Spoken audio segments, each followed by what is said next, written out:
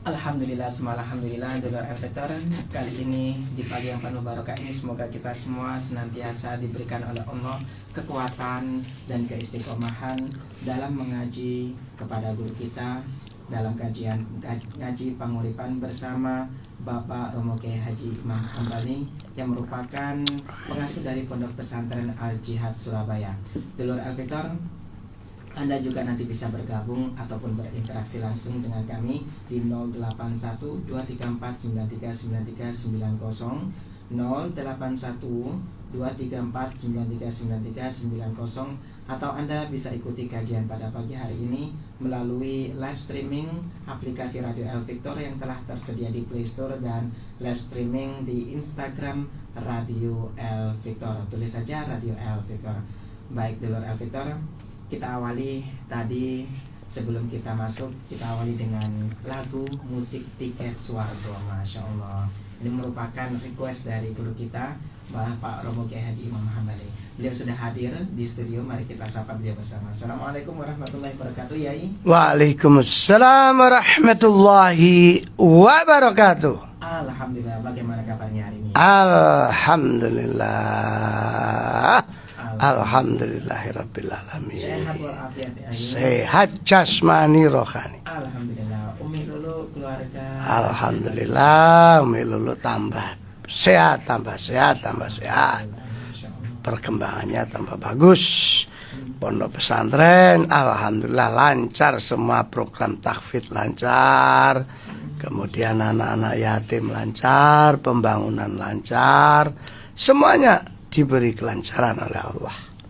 Dan saya harus mengucapkan terima kasih matur nuwun kepada semua yang ikut berinfak, bersedekah, berpartisipasi di Yayasan Al Jihad Surabaya Group se-Indonesia. Semua sumbangannya semoga diterima Allah, dan semuanya akhirnya hidupnya beserta keluarga ditulungi Allah. Amin. Ini yang paling penting, itu ditulungi Allah. Soalnya kalau orang sering menolong itu kan berharap imbalannya.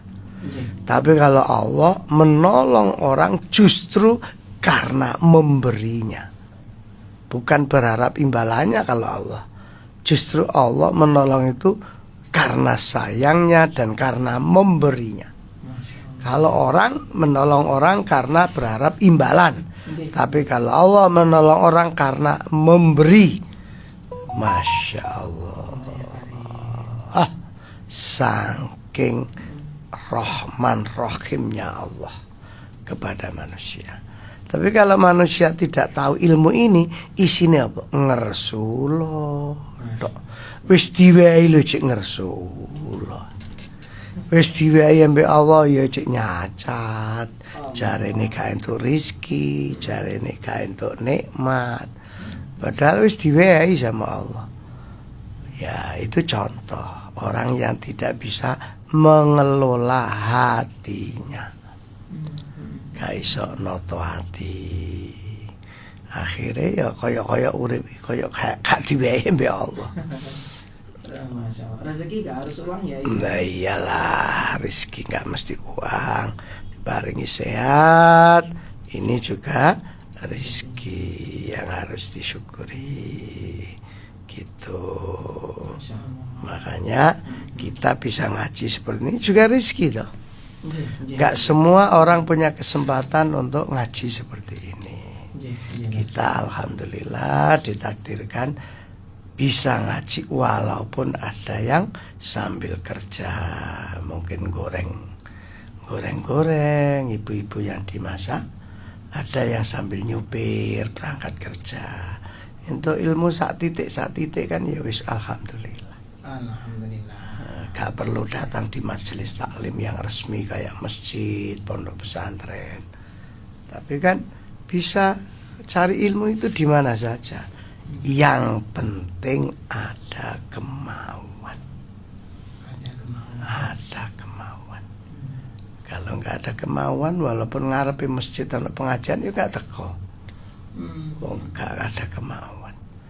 ono majelis taklim akbar, zikir akbar, ada apa tablek akbar, ya nggak datang aja, malah ngelokno kadang. Lapo sih rame-rame ngene iki. Ya nek sing ngomong iku wong gak Islam ya rada pantes. Sing ngomong wong Islam dhewe kadang-kadang. Masya Allah. Sekarang kita ngaji surat Al-Baqarah ayat 224. 224. Al-Baqarah 224. A'udzu billahi minasyaitonir rajim. Bismillahirrahmanirrahim. Wala taj'alullaha 'urdatan liaymanikum an tabarru wa tattaqu wa tuslihu bainan nasi wallahu sami'un alim. Shadaqallahul azim. Ayat ini asbabun nuzulnya karena waktu itu Sayyidina Abu Bakar itu marah sama adiknya sendiri, namanya Mistoh. Ya, marah. Mengapa Sayyidina Abu Bakar kok marah? Karena ikut menyebarkan berita bohong, kalau bahasa sekarang hoax. Menyebarkan berita hoax bohong tentang Ibu Aisyah. Padahal berita ini sebenarnya dari orang munafik, pacaran dengan pas panglima atau orang kepercayaannya Rasulullah lah, namanya Sofyan.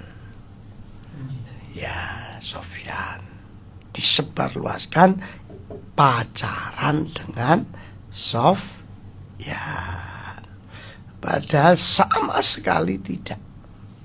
Dan memang waktu itu Rasulullah juga ikut termakan berita itu sampai waktunya mestinya gilirannya ke Ibu Aisyah nggak mau datang.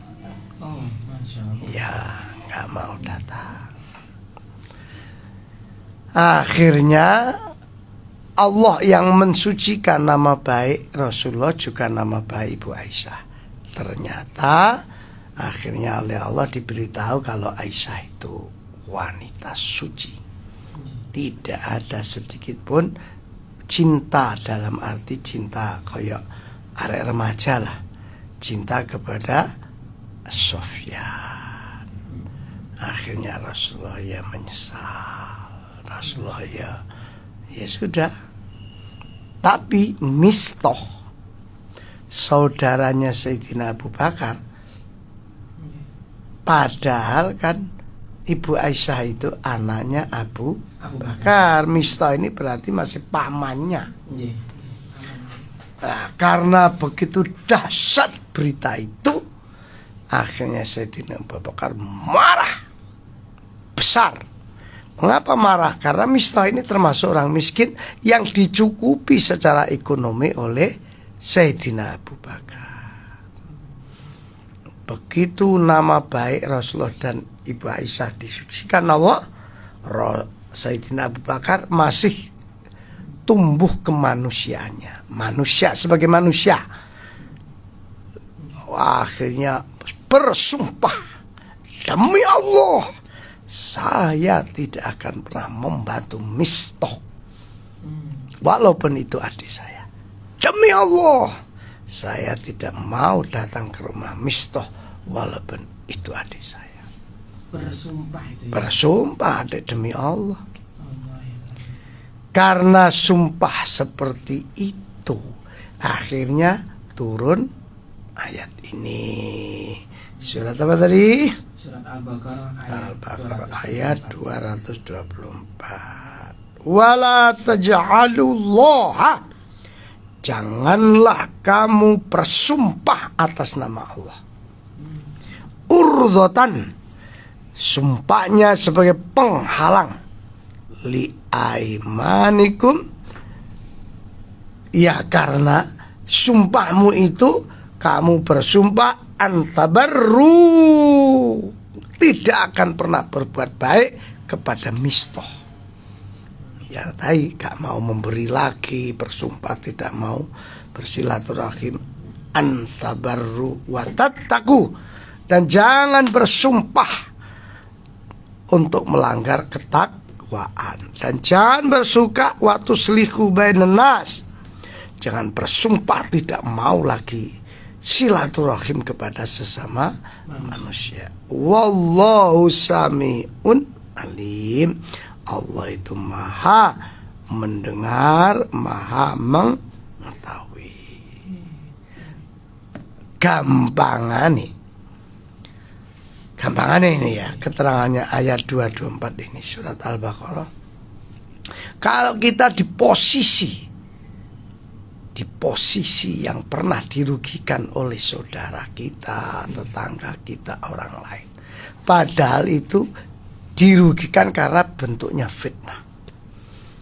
Saya misalnya difitnah Imam Hambali ki, walaupun ustadz nyolongan, mbak mana ya, kan fitnah itu. Orang yang menfitnah saya, menyakiti saya nggak boleh bersumpah demi Allah gak bakalan iso api embek Mas Isa umpamane. Nah, demi Allah tidak mau berbuat baik dengan Mas Isa itu yang nggak boleh. Demi Allah saya gak bakal nekani undangannya Mas Isa walaupun dia arep nyunatno anake. Ada nggak yang begitu? Banyak. Kebetulan biasanya orang-orang yang bersumpah itu memang di atas yang disumpahin. Sugiye jabatannya. Ya itu, kadang-kadang sugih jabatan iso membuat kesombongan. Ini nggak boleh ya? Nggak boleh sayang. Nggak boleh. Sumpah seperti itu nggak boleh. Imbasnya karena difitnah ya, makanya sumpah seperti itu. Iya. Padahal sebenarnya fitnah itu kan derajat toh. Ya seperti yang sering saya sampaikan, jangan putus asa. Hanya karena difitnah orang, dilokno wong, didolim wong, sapa roh iku dalane derajat. Ya apa masih bisa. Dan ini ya buat jenengan semua yang sering WA ke saya, Pak Yai, saya sering didolimi adik saya tidak boleh mertua saya. Wais, iku derajat dulur, derajat. Kamu jangan terpancing dengan berita. Sing penting gak nglakoni wis. Bah suarane yang jaba kaya apa wis jarno ae.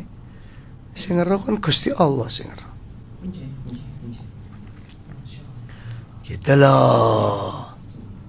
Ya, mengenai sumpah ini ya. Kalau misalkan sumpahnya ini untuk menyatakan bahwa saya memang benar-benar tidak salah karena dituduh oleh orang gitu ya. Demi Allah bukan saya yang mencuri. Demi Allah bukan saya yang mengambil ini, mengambil itu. Apakah demi Allah seperti ini diperbolehkan ya dalam agama? Kalau memang itu tujuan untuk menguatkan kebenaran, boleh. Dituduh masih sak ngentekno duwe RT. Beritane wis nyebar loh. Gak cocok modele arek kaya agamis. Kok iso dipercaya RT malah duit dintit. Nah, karena begitu besarnya berita terus sampai tampil di hadapan masyarakat. Wallahi gak bakal aku mangan duit RT. Demi Allah. Tapi terserah kamu percaya apa enggak. Sampai menggunakan kata-kata wallahi, tallahi, billahi, itu bukan sesuatu yang sembarangan. Perkara wong gak percaya ya wis. Perkara wong gak percaya ya wis. Boleh itu. Boleh ya. Iya. Ya kayak sampean dituduh zina ambek anake tangga merem-merem meteng terus sampai sing di iki gara-gara isake. Dulinan arek iki akhire meteng. Nah, padahal enggak. Umpamanya boleh bersumpah. Nah, beda lagi kalau misalnya gak cocok sama masjid, mbek takmire bersumpah, wallahi gak bakal mlebu masjid kono aku. Iya tak? Wallahi gak bakal mlebu. Akhirnya setelah takmire wis ganti, malah dhek cocok, kan kudu mlebu rono. Itu melanggar sumpah, kena kafarat. Kena kafarat. Berupa apa itu kafarat? Kafarat tebusannya pertama memerdekakan budak. Sekarang sudah nggak ada budak, gak mungkin, wong sudah nggak ada. Kalau memerdekakan budak nggak ada, harus memberi makan 10 orang miskin. 10 orang miskin. Ya. Kalau memberi makan, bahasanya nggak mampu, memberi pakaian kepada 10 orang miskin. Kalau memberi pakaian nggak mampu, harus puasa 3 hari. Harus puasa 3 hari. Ya, makanya harus hati ojo gampang didik sumpah. Khawatir engko dilanggar-langgar dewi. Sumpah gak bakalan pisanan mbek omah ngarep iku. Setan iku. Ternyata harus bahasanya harus besanan. Oh ternyata anaknya wis gak kena dicegah. Daripada digo melayu, ya wis dirabekno. Lah, kan melanggar sumpahnya. Apa tadi pertama? Harus memerdekakan budak. Padahal nggak ada. Diganti harus memberi makan 10 orang. Melarat kagak bola, gak mampu. Harus memberi makan 10 orang. Melarat gak mampu memberi pakaian. Pakaiannya dewe akeh sing jebol. Terakhir poso 3 dino. Diniati untuk kafarat itu. Kafarat. Masya Allah. Bila main-main ya. Maksud aku begitu. Ojo main-main ambek sumpah, terutama bersumpah tidak mau berbuat baik kepada orang lain, atau istilahnya urusan takwa lah, contoh gitu Lina. Gitu Mas. Jangan sampai ngeremeh no sumpah. Bahaya. Apa juga ngefek ya kepada diri kita ketika bersumpah? Nama saja pelanggaran. Ada pelanggaran syariat, aturannya Allah. Pasti ada akibatnya. Pasti. Mbuh diparingi loro sebagai tebusan teko Allah, mbuh diparingi tambah melarat. Masya Allah. Atau mungkin diparingi, ya terserah Allah. Gak bisa ngomong. Semua pelanggaran syariat pasti ada akibatnya. Gitu loh. Tiket swarga itu gampang. Tapi kok ya akeh sing gak patek tertarik. Salat gak bayar. Itu maca Quran gak bayar. Kan gampang. Tapi tiket neraka iku larang. Nyenuk bayar. Sabu-sabu jarene lho, sak gram wis pirang atus juta, pirang atus sewu. Ngombe tuku bayar, ngombe mendem maksudnya. Tapi nyatane tiket swarga iku murah. Tapi akeh sing ogah. Tiket neraka iku larang. Tapi kok akeh sing larang dilanggar. Masya Allah. Pegangan ini ya. Gak sadar ya. Iya. Gak sadar. Betul. Oke. Ya. Nanti kita lanjutkan. Baik, Toleran Victor, kita lanjutkan kembali. Silakan 081234939390 berhubungan dengan sumpah ya. Sumpah dalam karena sumpah tersebut kadang-kadang bisa mencegah dalam ketaatan kepada Allah. Oke, kita akan terima telepon ya, nggih. Sudah masuk beberapa telepon dari pendengar. Ya. Assalamualaikum warahmatullahi wabarakatuh. Waalaikumsalam warahmatullahi wabarakatuh. Ibu Sinten, Ibu dari mana? Ibu Dia. Nggih. Siap.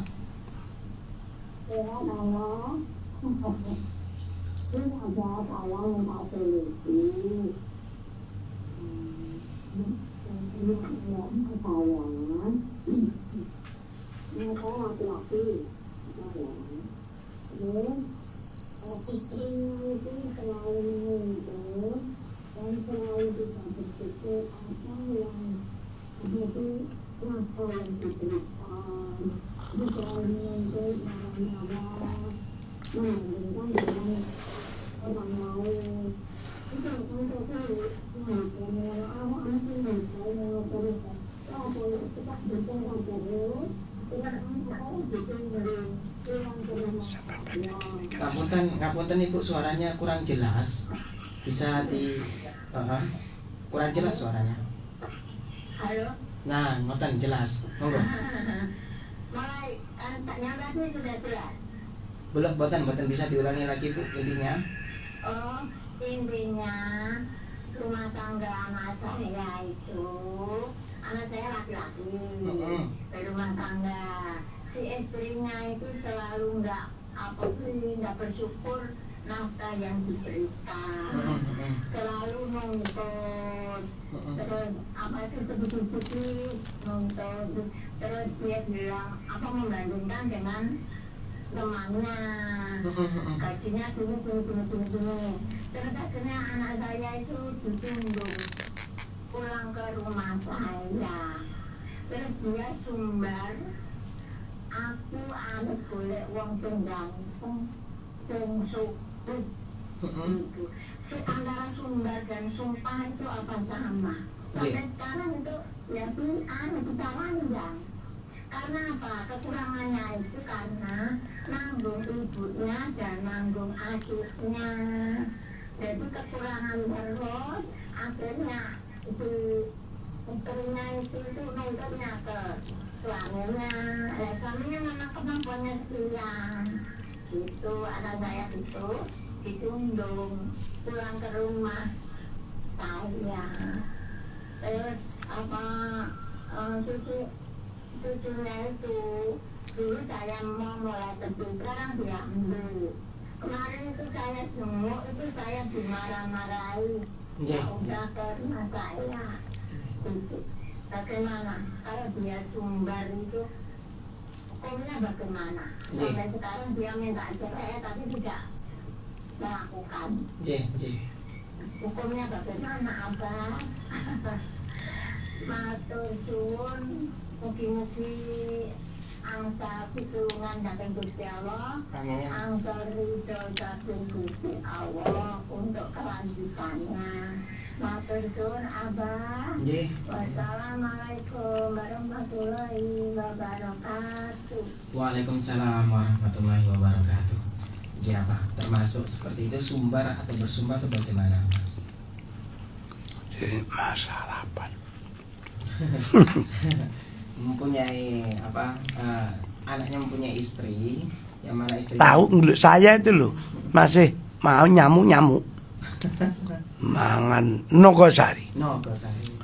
Begini Bu, itu bukan sumpah, itu namanya sumbar.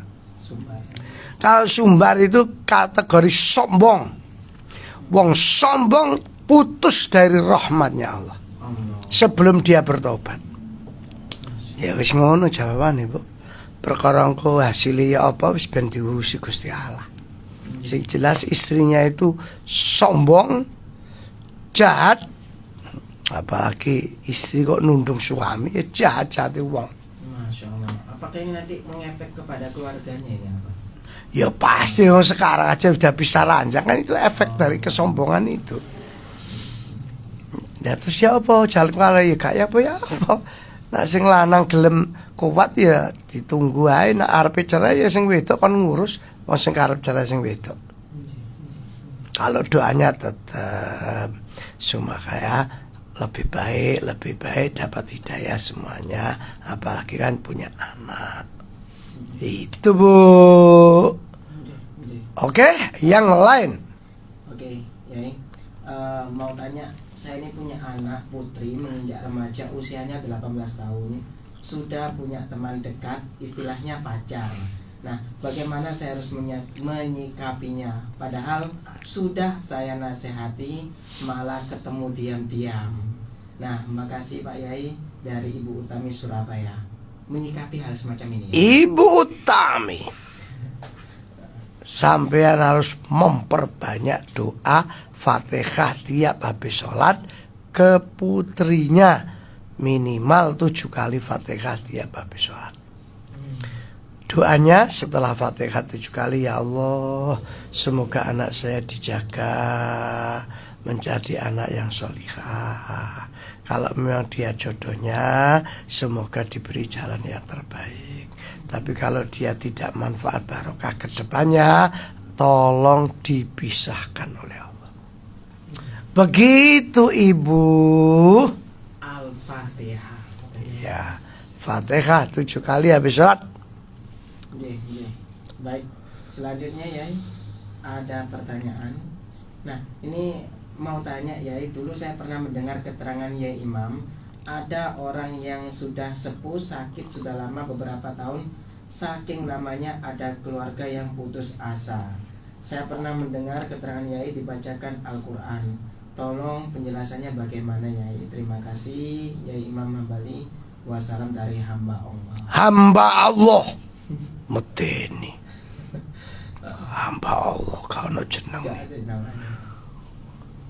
Sampean kalau jangan putus asa, ayatnya wala tai asu mirrauhillah. Janganlah putus asa dari mengharap rahmat. Rahmat itu kasih sayangnya Allah.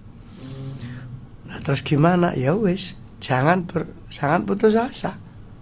Ya apapun yang terjadi tetap aja berharap rahmatnya Allah, dan tetap Allah yang menjadi tumpuan iyyaka na'budu wa iyyaka nasta'in. Sudah lama sakitnya Yai, kemudian ini sudah 7 tahun lamanya sakitnya, ngopeni kayak gini, aduh gak kuat saya. Nah itu untuk menguatkan diri itu bagaimana ya? Duh, iya selalu baca sholawat, baca istighfar, begitu toh.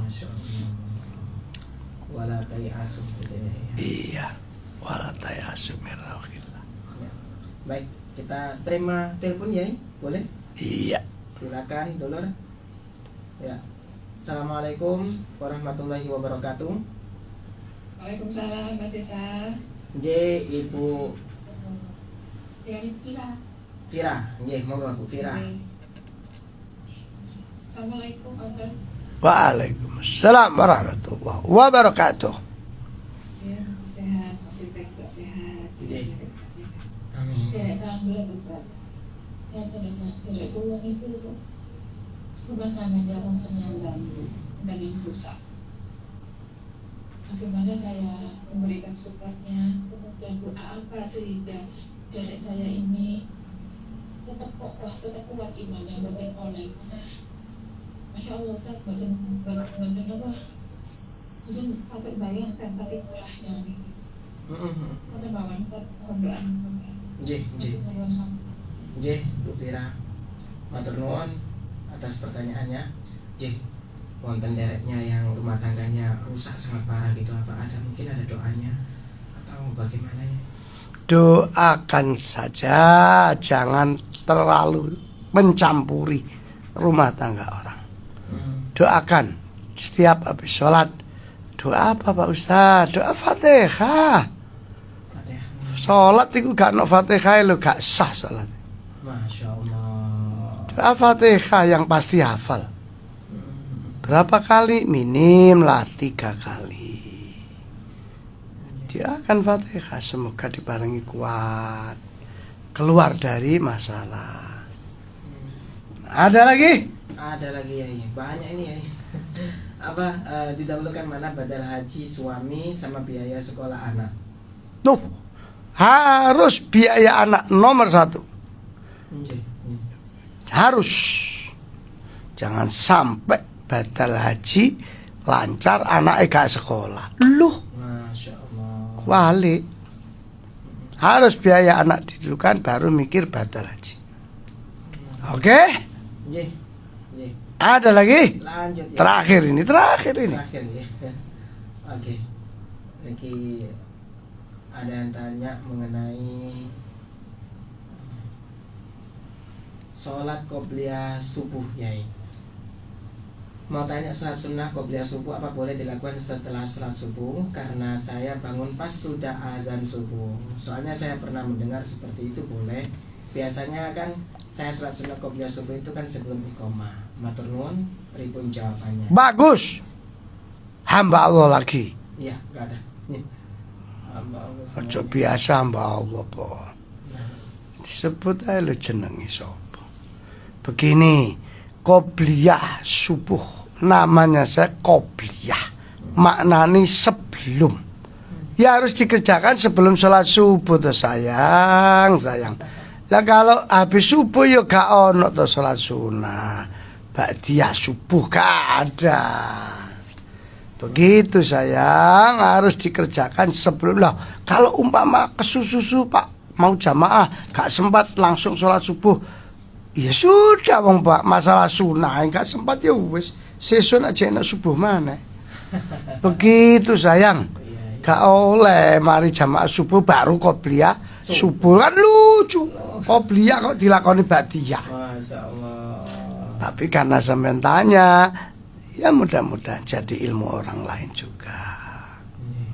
Begitu Mas Ishak ya. Iya, Pak. Sampai di sini. Dan mari kita baca Fatihah. Semoga semuanya yang sakit disembuhkan Allah, yang banyak masalah ditolongi Allah. Al-Fatihah. Ya karena betul ya karena